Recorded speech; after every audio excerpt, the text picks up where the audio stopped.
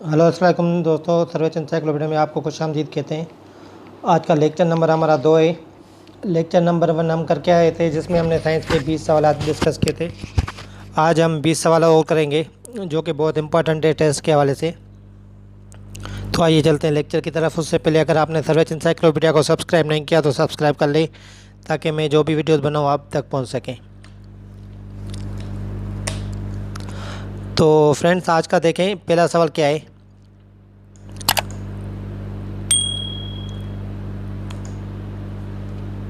चेहरे में हड्डियों की तादाद क्या होती है? चेहरे में हड्डियों की तादाद क्या होती है? तो पिछले लेक्चर में हमने बताया था कि बॉडी पार्ट में 206 हड्डियाँ होती है, 206। तो पूछ रहा है कि फेस में कितना होती है, तो आप इसका आंसर देख लें। चेहरे में होती है 14।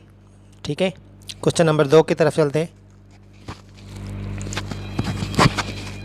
खोपड़ी में हड्डियों की तादाद क्या होती है? आंसर है 22। क्वेश्चन नंबर 3, हाथ में हड्डियों की तादाद क्या होती है? आंसर 27। क्वेश्चन नंबर 4 है, पैर में हड्डियों की तादाद क्या होती है?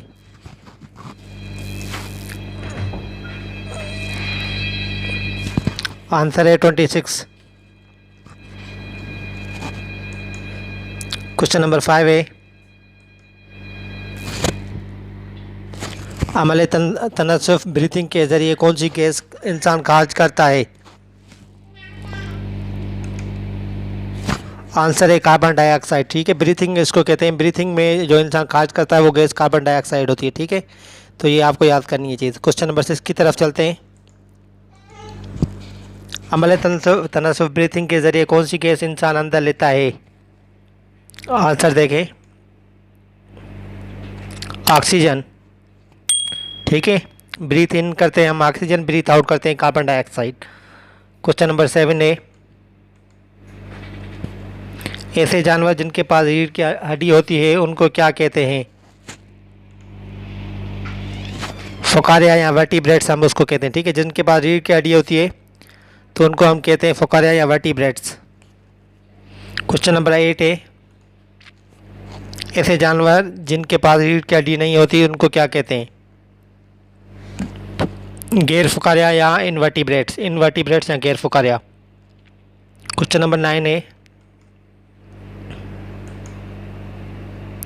मछलियाँ डैश के ज़रिए सांस लेती है? आंसर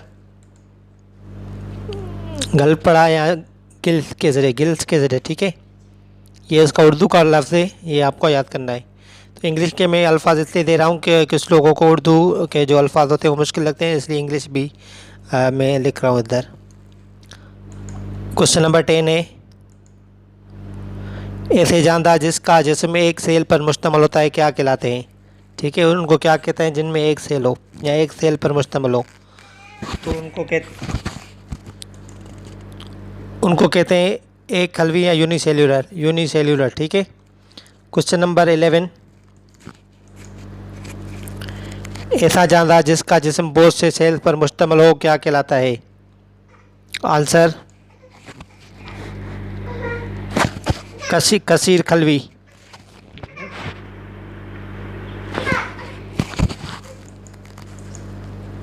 क्वेश्चन नंबर 12 है, सबसे छोटा परिंदा कौन सा होता है? Humming bird. हमिंग बर्ड होता है सबसे छोटा बर्ड। क्वेश्चन नंबर 13 है,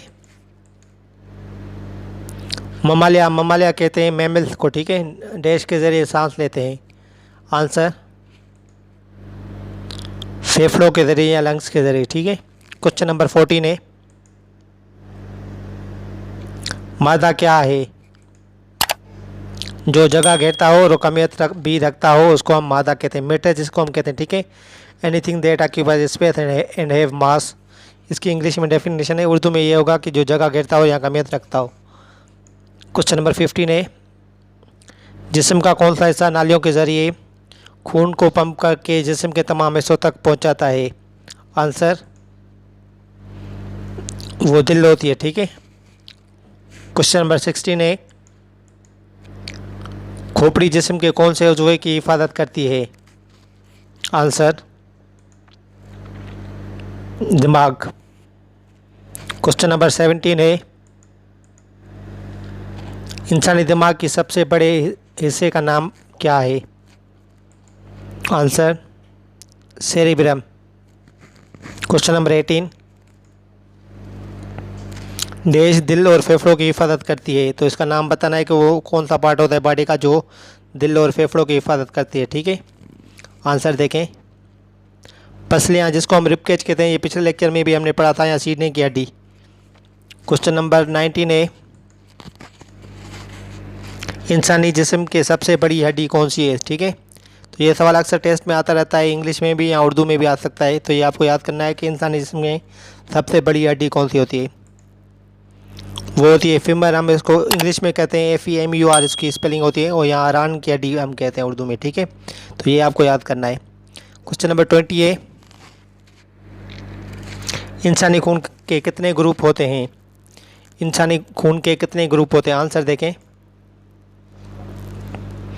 इंसानी खून के 4 मेन ग्रुप होते हैं। ठीक है, 4 मेन होते हैं, उसके बाद नेगेटिव अगर हम काउंट करेंगे तो 8 हो जाएंगे। ठीक है, तो ये आपको याद करना, A होता है, उसमें B होता है, और AB होता है, और O होता है। ठीक है, अगर आप नेगेटिव भी इसको शुमार करते हैं तो 8 होंगे, लेकिन मेन जो ग्रुप्स होते हैं वो 4 होते हैं, AB और B और O।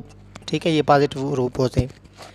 तो इसके बाद जो MCQ आपको देता हूँ, वो आप आज का MCQ नोट कर लें क्या है, तो वो आपको कमेंट करके बताना है।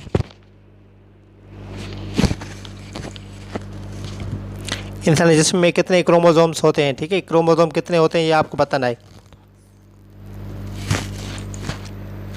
आंसर कमेंट करके मुझे बताना है। ए ऑप्शन है 40, B है 46, C है 42 एंड D है 48। तो इसका आंसर क्या होगा ये आप कमेंट करके मुझे आंसर ज़रूर बताएं। और अगर आपने मेरे चैनल सर्वेच एनसाइक्लोपीडिया को सब्सक्राइब नहीं किया तो सब्सक्राइब कर लें, ताकि जो भी वीडियो दो आप तक पहुंच सके। आप अपना ख्याल रखिएगा। शुक्रिया, अल्लाह हाफिज़।